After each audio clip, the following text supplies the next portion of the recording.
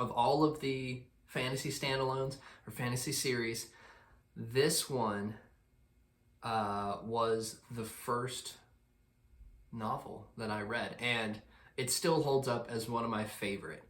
And it's going to be a Star Wars book. So for the Star Wars world out there, those are going to be the two halves. And now I understand we're sort of dipping into sci-fi a little bit here, but still with a fantasy bent. It's not as far into the world as maybe Star Trek would be, the sort of reverse coin of Star Wars. I understand that there's a lot of perspective there, and I don't want to start a war there. However, the first book, and I'm going to put it up on the screen, that I jumped into was Star Wars Timothy Zahn's Thrawn. And wow, what a book this was. I've been a fan of Star Wars, really, since I watched the original series, and I do remember the first time that I watched A New Hope. It was at my uncle and aunt's house when I was a child, and I remember being so excited. And yes, the wonder, the amazement, everything that the Star Wars world offers, I experienced and have loved the series ever since. And I appreciate how some of these authors, specifically Timothy Zahn, as well as others, have really taken Lucas's story, honored it, and really expanded it to where heights that I think George would be pleased that they took it. But Thrawn is just such a fascinating character, and it's something that's interesting because I knew that Zahn's Heir to the Empire series existed. I had not read that. And I knew that Thrawn was like the big bad after the Emperor, but didn't really know anything about who he was, how he fit in. I didn't know anything. And so I don't particularly know why. This cover jumped out to me, and this is the one that I decided on first. And it's interesting starting here and not starting with his original Heir to the Empire series, because he's the villain in Heir to the Empire. Luke, Leia, and Han are the protagonists. They are the good guys in the truest sense of the word, and he is the bad guy. It's interesting that Zahn has sort of changed the reader's perspective of Thrawn to where he's not just the good guy, even though we understand that he is working his way up through the ranks of the Empire. We understand that he is aligning himself with the enemy of what we have come to know to be true about the Star Wars world.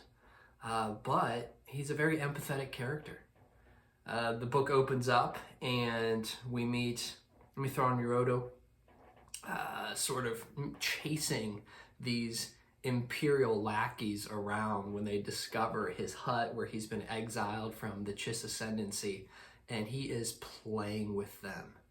And you can just tell immediately, though you may not know what's going on, there are two parties here, and one of these things is not like the other.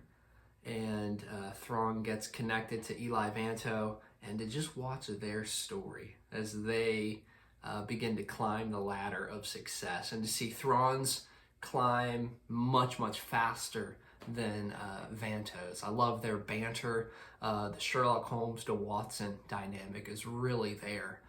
Even the sort of twisted Sherlock Holmes, I guess. But no, Thrawn is just such a fascinating character, even in the sense that, and there's been a lot of connection to Darth Vader, and to see how, especially when they interact in later books or in the series, to see how they are similar in the sense that both are very competent. Both are very powerful in their own right. However, Thrawn is not a Force user, and Thrawn is powerful because he inspires respect, and he inspires really love and sacrifice from his men, whereas Vader is going to thrive on fear and power, and anger is going to force the peasants to abide. Thrawn's going to appeal more to people's intellect, to their emotions, And you'll see this as he works with different crews on different Star Destroyers. People are not necessarily excited when he comes on board, but he is going to slowly win them over towards the end of his time on a ship, or even the ends of the stories. You have his crew are ready to die for their leader in whatever current rank he is in, all the way up to, as we know, Grand Admiral. And so, fascinating book. The politics, the conniving. Arinda Price is such an interesting, not really foil to Thrawn at all, but just how she's weaving her way through power, and how Thrawn's weaving his way, even though he doesn't particularly care. It's just so interesting to see what motivates people. And though this is a novel, these are fake characters, we all know this. However, there's a lot of real humanity that we can see in these characters. What motivates you? Is it love for your people? Love for your nation? Is it love for your individual family? And is it a lust for power? A lust for fame? A lust for authority? You see it all across the gambit, across the Star Wars universe, but specifically in Zahn's characters. You can feel with them, and you get a sense to know, oh, what moves them when they get up in the morning? What is the thing that keeps them moving?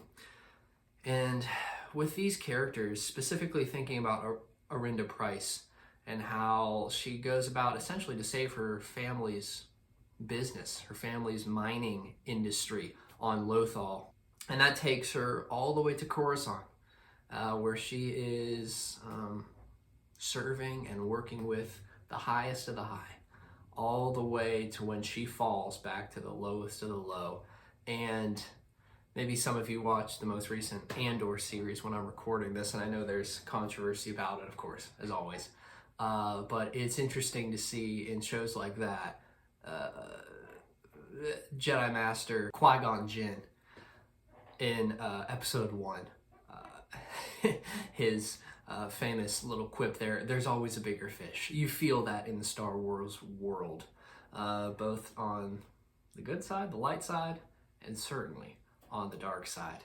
So what are sort of the big takeaways from Thrawn, this initial book about this character where he's a villain and he is doing things that the Resistance and the Rebellion are working actively to fight against?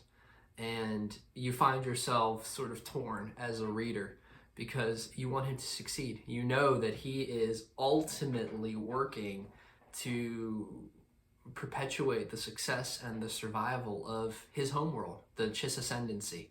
And you get glimpses of that as you go along. And how is he making a deal with the devil to accomplish that? Thrawn in this series is a different character, and that's just how I view it from the Heir to the Empire. I don't really view them as the same character.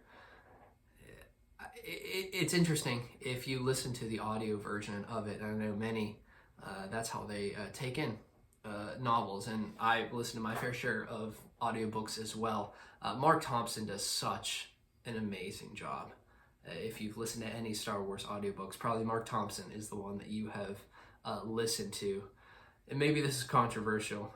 I certainly hope not, but I do, in a way, wish that he could record a version of Heir to the Empire with the voice that he uses for Thrawn in this Thrawn series. Of course, mimicked after Thrawn in Rebels, that voice. And we know when we hear that, okay, this is a guy who is intelligent. This is a being who is very competent, and you can't really trust him. So I sort of wish maybe I'm the only one who would enjoy that, just sort of more continuity on the voice. And maybe that would help me see how these characters continue, because Zahn is not, obviously, creating two different characters. He is working on the same character here. And so, amazing book, amazing twist. You're pulling for Thrawn, you're pulling for Eli Vanto, you're sort of pulling for Arinda Price. I must be honest there. She didn't do much for me, the character, in the sense that I wasn't pulling for her. I mean, she's an interesting character. But definitely Amazing story. Timothy Zahn needs to be commended, as of course he is. And so Thrawn, to see how he begins, how fast he moves through the Imperial ranks, bringing Eli Vanto, training him along the way, even without maybe Vanto knowing that. And then seeing Arinda's striving for power, striving for control and authority. And though she falls, when she scratches herself back up to the heights, to see how she takes advantage of the situations, specifically towards the end when she gets to interact with Tarkin. It's amazing. Mystery, thriller, adventure, and you find yourself sitting at the end of the story going, wow, what an adventure, what a twist and turn. And it's one that can be read over and over again, and you really will see different nuances of the plot develop. Timothy Zahn is an amazing author, and he did an amazing job. So Thrawn, my first novel that I read in my journey back into the world of reading and novels and fantasy. And so even though I know Star Wars is a leaning sci-fi, certainly, in many ways more so than others, Thrawn was my first book, and what a step back into the world of Star Wars, world of reading. And have you read it? Did you enjoy it? We'll continue to talk through some of the Thrawn books, certainly.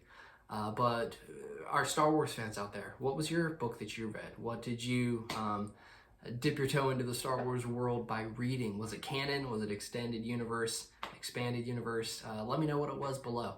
I'd love to talk about it. Have I read it? Have I not? Do I need to? We'll talk about it later. Thank you all for tuning in today, and we'll catch you on the next video.